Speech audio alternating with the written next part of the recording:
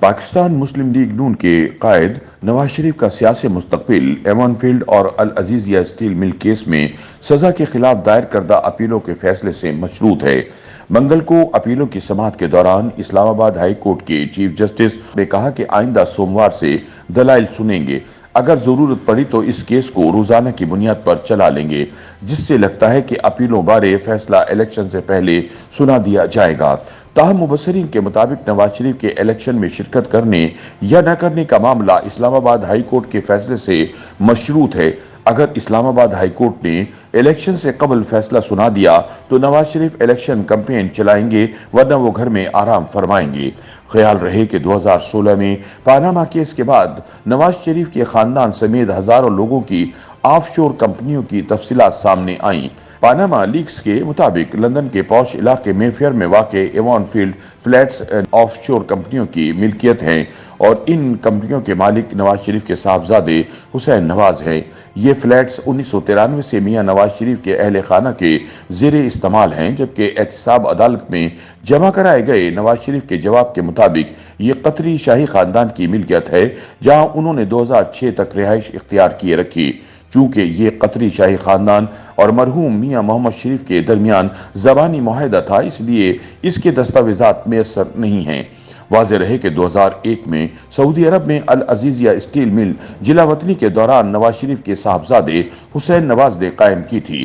NAB نے اپنے reference میں الزام عائد کیا تھا کہ اسٹیل مل کے قیام اور ہل میٹل کمپنی کے اصل مالک نواز شریف تھے، جبکہ جی آئی ٹی نے اپنی رپورٹ میں کہا کہ نواز شریف نے ہل میٹل اسٹیبلشمنٹ کمپنی سے بطور گفٹ 97% فوائد حاصل کیے تھے۔ 8 ستمبر 2017 کو نیب نے سپریم کورٹ کے حکم پر نواز شریف اور ان کے بچوں کے خلاف العزیزیہ اسٹیل مل، فلیگ شپ اور ایوان فیلڈ ریفرنسز دائر کیے۔ 26 ستمبر 2017 کو نواز شریف پہلی بار احتساب عدالت پیش ہوئے اور پھر پیشیوں کا طویل سلسلہ چلا۔ 21 فروری 2018 نواز شریف مسلم لیگ نون کی صدارت کے لیے بھی نااہل ہو گئے۔ 6 جولائی 2018 میں عدالت کے جج محمد بشیر نے ایوان فیلڈ اپارٹمنٹس ریفرنس میں نواز شریف کو آمدن سے زائد اثاثے بنانے پر 10 سال قید کی سزا سنائی اور معاونت پر مریم نواز کو 7 سال اور کیپٹن ریٹائرڈ صفدر کو 1 سال قید کی سزا سنائی۔ ایوان فیلڈ ریفرنس کے فیصلے کے وقت نواز شریف ملک میں موجود نہیں تھے۔ وہ اپنی اہلیہ کلثوم نواز کی عیادت کے لیے اگست 2018 میں لندن روانہ ہوئے تھے۔ 13 جولائی 2018 کو نواز شریف اور مریم نواز کو وطن واپسی پر لاہور ایئرپورٹ سے گرفتار کر کے جیل منتقل کر دیا گیا۔ پاکستان میں 2018 کے عام انتخابات 25 جولائی کو ہوئے تھے اور نواز شریف کو انتخابات کے بعد ضمانت ملی تھی۔ احتساب عدالت کے فیصلے کے خلاف نواز شریف، مریم نواز اور کیپٹن ریٹائرڈ صفدر کی اپیلوں پر چیف جسٹس اطہر مین اللہ کی سربراہی میں 2 رکنی بینچ نے 19 ستمبر 2018 کو سزائے معطل کر کے تینوں کو ضمانت پر رہا کر دیا تھا۔ عدالت نے دوران سماعت سوال اٹھایا تھا کہ پروسیکیوشن نے ایوان فیلڈ اپارٹمنٹس کی قیمت کا تعین ہی نہیں کیا۔ ٹرائل کورٹ نے پورے فیصلے میں ایوان فیلڈ اپارٹمنٹس کی قیمت کا ذکر کیے بغیر آمدن سے زائد اثاثوں پر سزا کیسے سنائی؟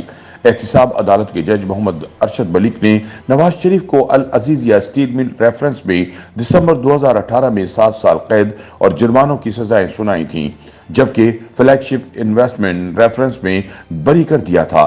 نواز شریف کو سزا سنانے والے احتساب عدالت کے جج محمد ارشد ملک کو غیر اخلاقی ویڈیو اور اس کے باعث بلیک میل ہونے کا معاملہ سامنے آنے پر عہدے سے برطرف کر دیا گیا تھا اور برطرف جج کے بیان حلفی کو نواز شریف کی اپیلوں کے ریکارڈ کا حصہ بنایا جا چکا ہے۔ العزیزیہ اور ایوان فیلڈ ریفرنس کیسز میں سزاؤں کے بعد نواز شریف نے اسلام آباد ہائی کورٹ سے ضمانت کے لیے رجوع کیا تھا۔ اسلام آباد ہائی کورٹ نے سال 2019 میں صحت کی بنیاد پر نواز شریف کو حکومت کی طرف سے کوئی اعتراض نہ ہونے پر 4 ہفتوں کی ضمانت دی تھی تاکہ وہ اپنا علاج کروا سکیں، جس کے بعد نواز شریف اکتوبر 2019 میں علاج کی غرض سے برطانیہ روانہ ہوئے۔ 4 سال گزرنے کے باوجود نواز شریف وطن واپس نہ آئے تو عدالت نے عدم حاضری پر 15 ستمبر 2020 کو نواز شریف کے ناقابل ضمانت وارنٹ گرفتاری نکالے۔ پیش نہ ہونے پر عدالت نے 7 اکتوبر 2020 کو نواز شریف کو مفرور ظاہر کرتے ہوئے اخبارات میں اشتہار چھپوانے کا حکم دیا اور اشتہاری قرار دے دیا گیا۔ मरियम नवाज और कैप्टन सफदर की हद तक अदालत ने केस की समाअत की। नैब के गैर तसल्ली बख्श सबूतों के बाइस मरियम नवाज और कैप्टन सफदर को बरी कर दिया था। साबिक अटॉर्नी जनरल इरफान कादिर के मुताबिक मरियम नवाज बरी हो चुकी हैं तो नवाज शरीफ का केस भी इतना ही मजबूत है जितना मरियम नवाज का केस था।